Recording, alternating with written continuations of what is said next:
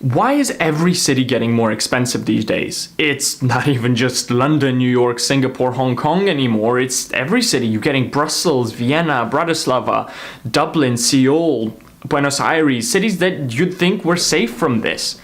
And it's not even capital cities anymore. It's also Rotterdam, Seattle, Mumbai, Manchester. Why? This time, the root of all evil is rent. It doesn't affect just the cost of renting an apartment, but also your restaurant meal, your train ride to work, and even your coffee. Any business, regardless of what it does, if it needs physical space to operate, it'll most likely take out a lease on a commercial space or rent out that same space. It'll very rarely actually buy commercial space because it needs that flexibility 2 years, 3 years down the line to be able to move on. So they compete with all other businesses that want the same commercial space. More competition, higher rent.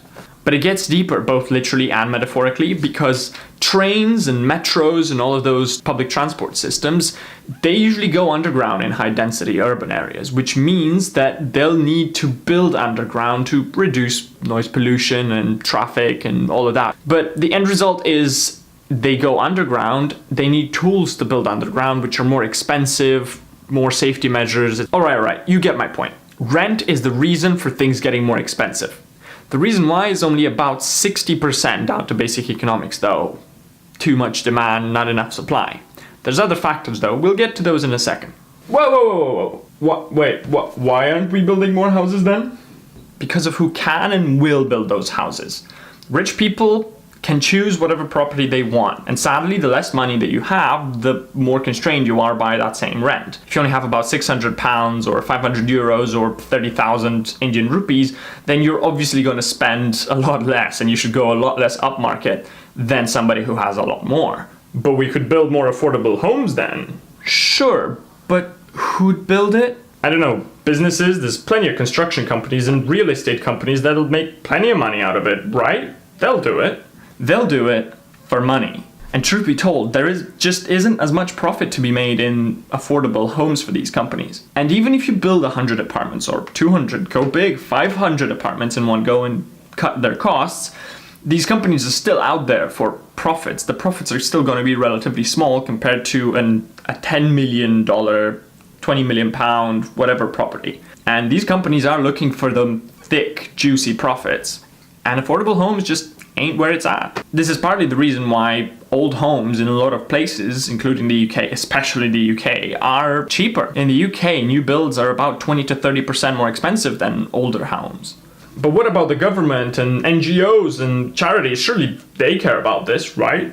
They do, but at the end of the day, it's the construction companies that decide what projects they take on, and if they don't see the money in it, they're not going to do it. But let's be honest, there are projects that do get approved. There are affordable homes that do get built. But in between NIMBYism, where every neighbor suddenly decides they don't want construction anywhere near and are running away from it like the plague, and zoning laws, in the UK, town planning laws are really old and really strict. Very few projects actually get approved in these cities. The bigger problem is that people don't actually want new houses. They don't want house prices to go down. Wait, what did you just say? They don't want new houses? But it's true. Of the people that vote, which for every politician out there are the only people that matter, most likely because they're of an older generation that either owns a home or has money tied up in real estate investments, and they don't want that value to go down. Because older generations vote more than younger generations, and it so happens that they own property or have money tied up in real estate. That's what happens for being born 40 years too late, eh? This means that they have a vested interest in keeping house prices as high as possible or getting them to continue rising. And this is why you get so many articles and publications and TV channels that will make a national emergency out of every time that the house prices go down. Because they have an audience that cares very, very deeply about this. This isn't to say that older people shouldn't enjoy owning their home. The effects of these house prices on the younger generation are something for a much more controversial discussion.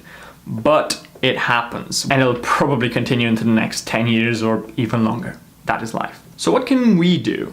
Stupid answer, move somewhere cheaper. For one, stop bunching into big cities. Not only is it not really worth it health-wise, but also it's been proven that in the second biggest city, you can get more career-wise and also not spending your entire family's wealth on rent. And you might actually be able to save in the second or third biggest city around, especially if you're in a bigger, more populous country. But if you are, like a lot of people, restricted to a particular area or city, then there are a couple of recommendations that I can give you having lived in more expensive cities. Be smart about it. See how you can balance commute time and rent. See how you can cut your costs. Ride a bike. Buy groceries in bulk. Cut your subscriptions.